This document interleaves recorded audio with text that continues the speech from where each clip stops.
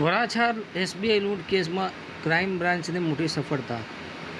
સમાચાર વિગતવાર જાય તો વરાછા વિસ્તારની એસબીઆઈ બેંકમાં ધોળા દિવસે થયેલી લાખો રૂપિયાની ચકચારી લૂંટના મામલામાં સુરત ક્રાઇમ બ્રાન્ચે મોટી સફળતા હાંસલ કરી છે। પોલીસે ઉત્તર પ્રદેશના અયોધ્યા અને ગોંડા જિલ્લામાંથી 2 આરોપીઓને ઝડપી પાડ્યા છે। આ લૂંટ 27 એપ્રિલ બપોરે બેંક સ્ટાફને બંધક બનાવીને અંજામ આપવામાં આવી હતી। આરોપીઓએ હથિયારોના જોડે લગભગ 50 લાખ રૂપિયાની લૂંટ કરીને ફરાર થઈ ગયા હતા। આ કેસની તમામ તપાસમાં સુરત ક્રાઇમ બ્રાન્ચની ટીમે સતત મહેનત કરીને મોબાઈલ લોકેશન, સીસીટીવી ફૂટેજ અને અન્ય તકનીકી પુરાવાઓના આધારે યુપી સુધી પહોંચી કામયાબી મેળવી હતી।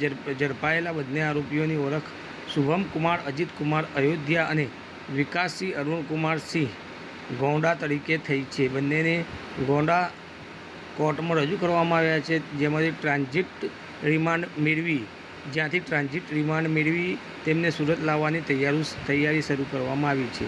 ટ્રાન્ઝિટ રિમાન્ડ મંજૂર થયા બાદ આરોપીઓની સઘન પૂછપરછ કરીને આખી લૂંટની સાંઠગાંઠ અને બાકીના આરોપીઓ વિશે મહત્ત્વની માહિતી મેળવવામાં આવશે। પોલીસે જણાવ્યું હતું કે હજુ આ કેસમાં 4 આરોપીઓ ફરાર છે, તેમની શોધખોળ માટે તપાસ ચાલુ છે। આ ઉપરાંત લૂંટમાં અન્ય કોઈ વ્યક્તિની સંડોવણી છે કે નહીં તેની પર તપાસ કરવામાં આવી રહી છે। સુરત પોલીસે સફળતા સાથે લૂંટના મામલાઓમાં કડક કાર્યવાહી કરવાનો સંકલ્પ વ્યક્ત કર્યો છે।